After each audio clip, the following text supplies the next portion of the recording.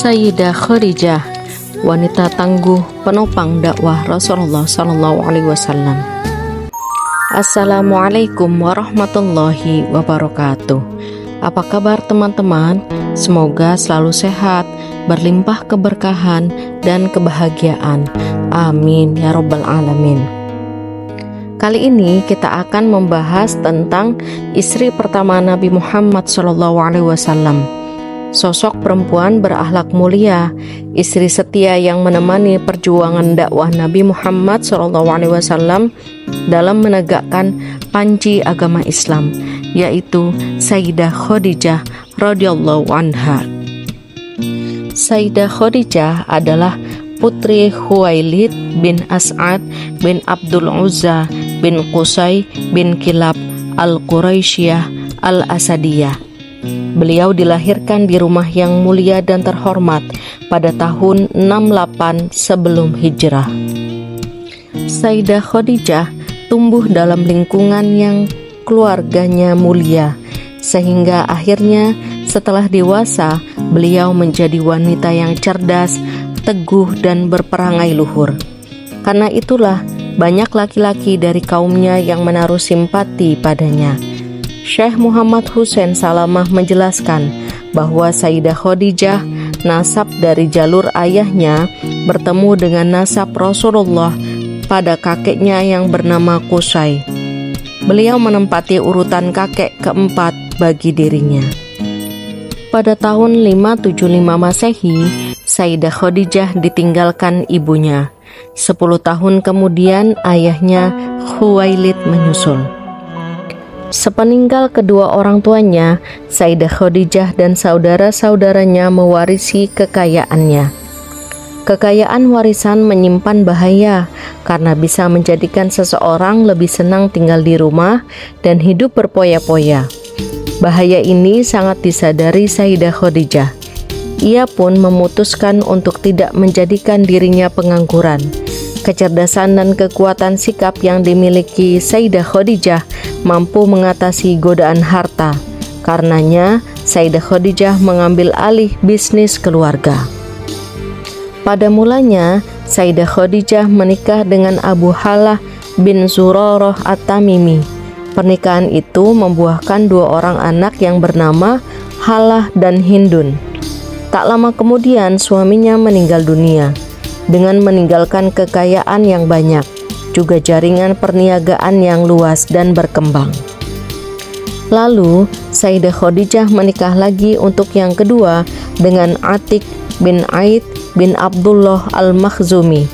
Setelah pernikahan itu berjalan beberapa waktu, akhirnya suami keduanya pun meninggal dunia, yang juga meninggalkan harta dan perniagaan.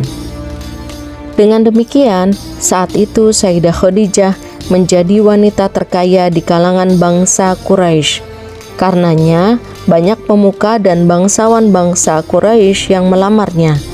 Mereka ingin menjadikannya sebagai istri.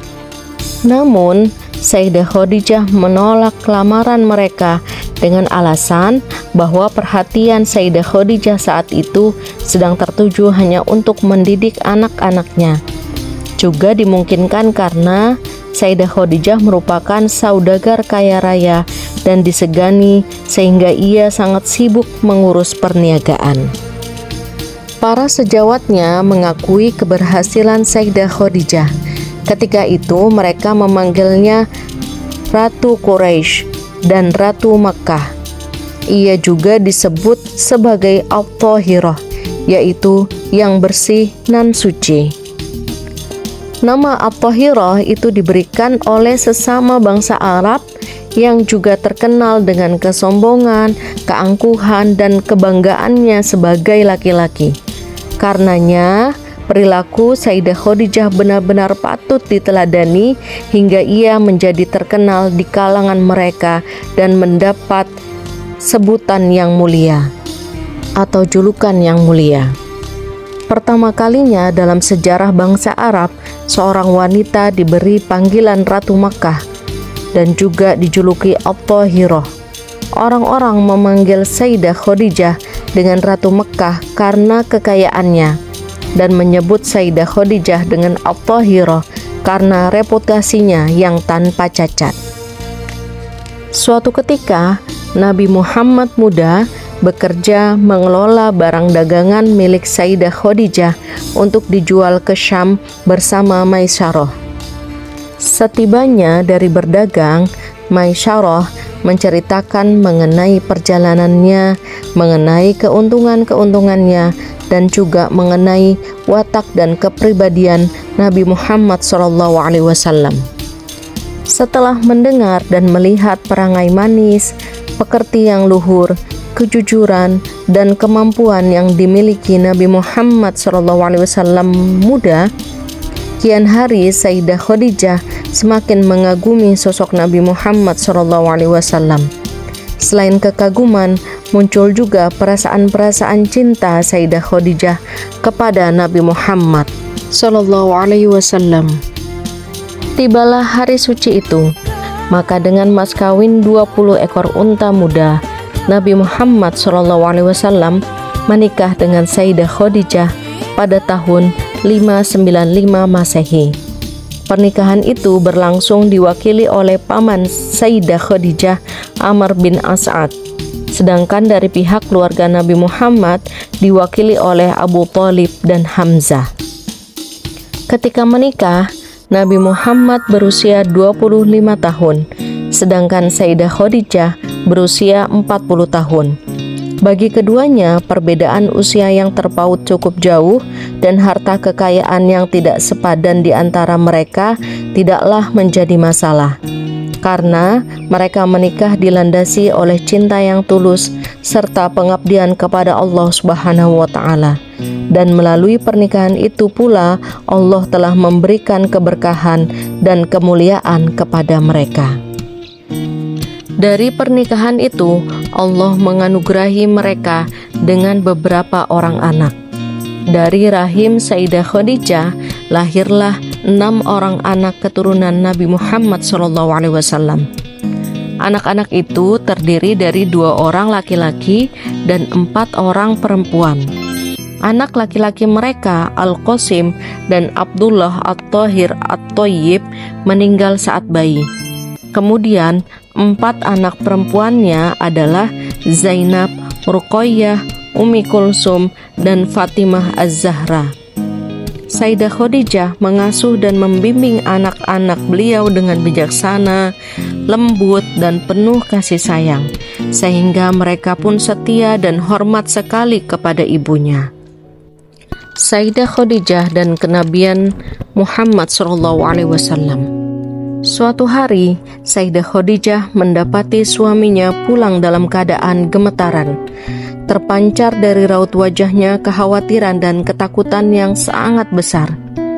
Selimuti aku, seru Rasulullah SAW kepada istrinya. Demi melihat kondisi yang seperti ini, tidaklah membuat Sayyidah Khadijah menjadi panik. Kemudian suaminya diselimuti dan ditenangkan perasaannya.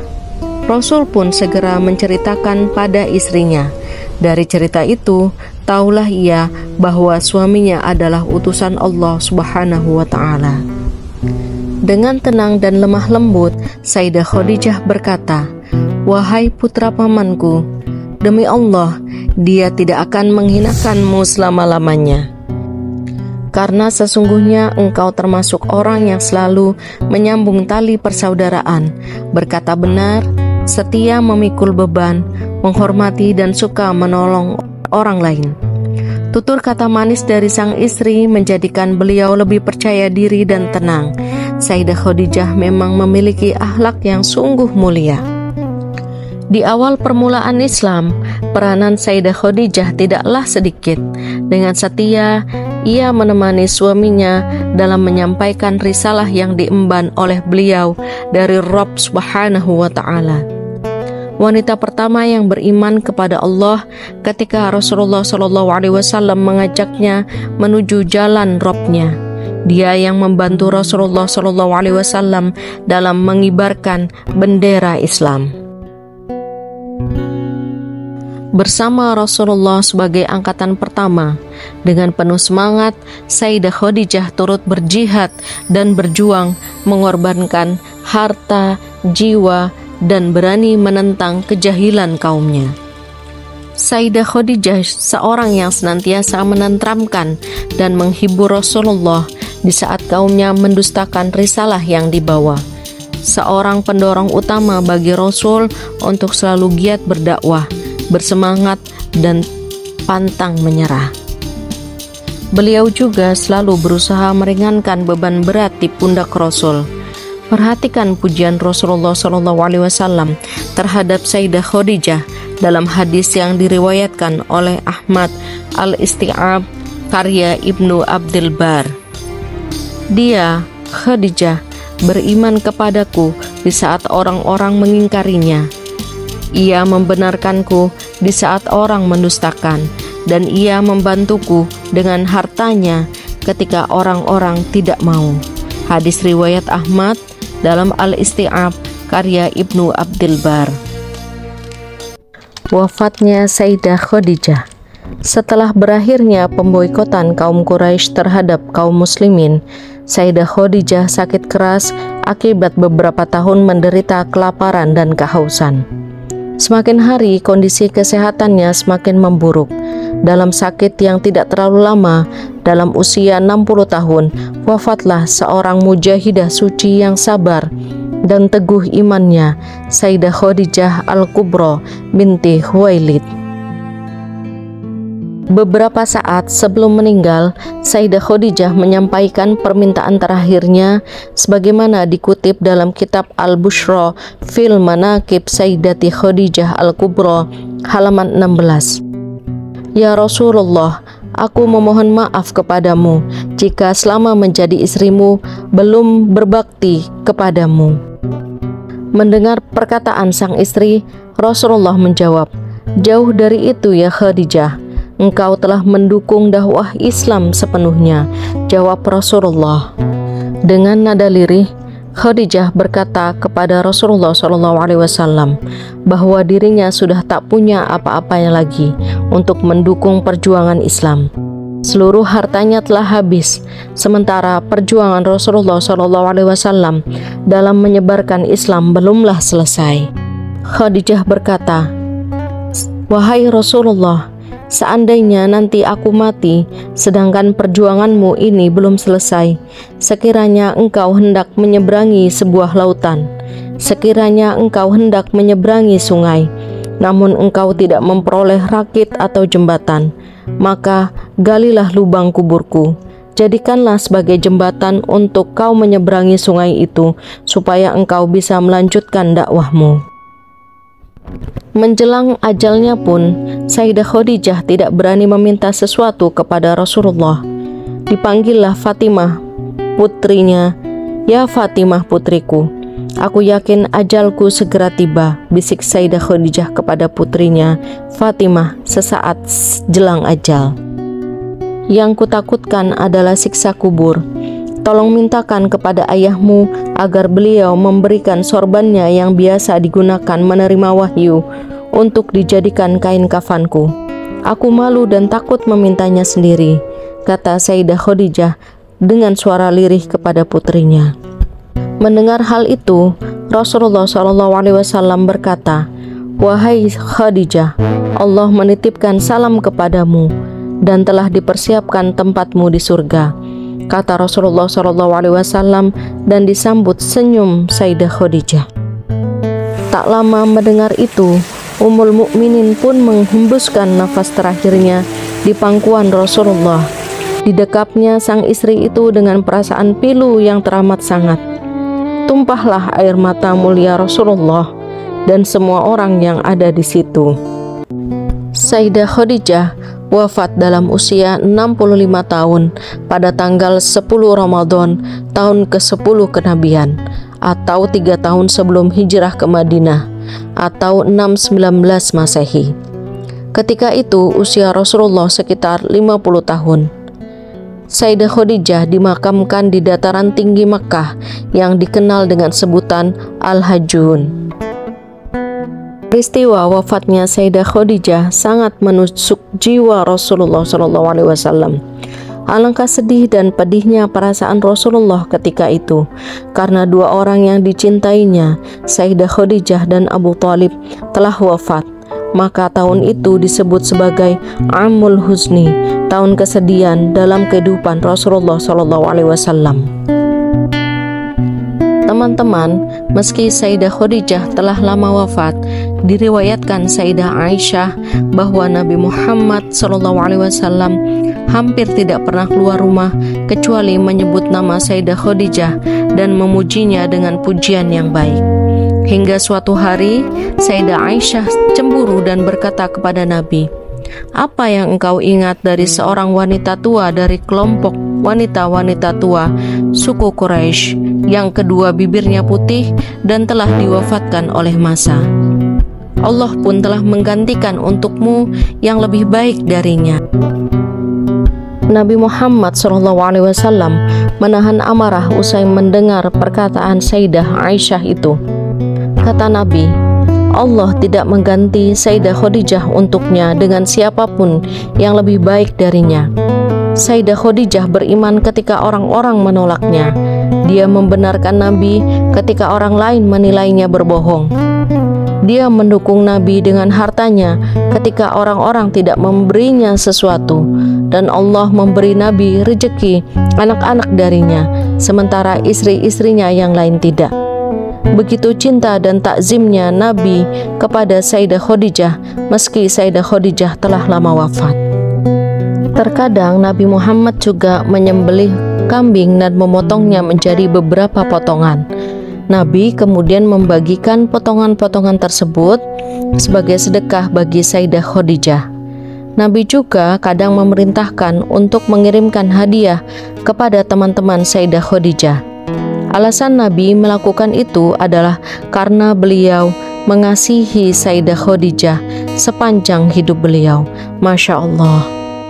Demikian pembahasan kita kali ini tentang perjuangan dan pengorbanan wanita mulia, istri Rasulullah, Sayyidah Khadijah Al-Kubra.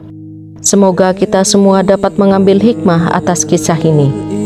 Jangan lupa subscribe, like, komen, dan share video ini untuk menebar manfaat dan menjadi kebaikan bagi teman-teman semuanya. Wallahu muwaffiq ila aqwamit thoriq. Wassalamualaikum warahmatullahi wabarakatuh.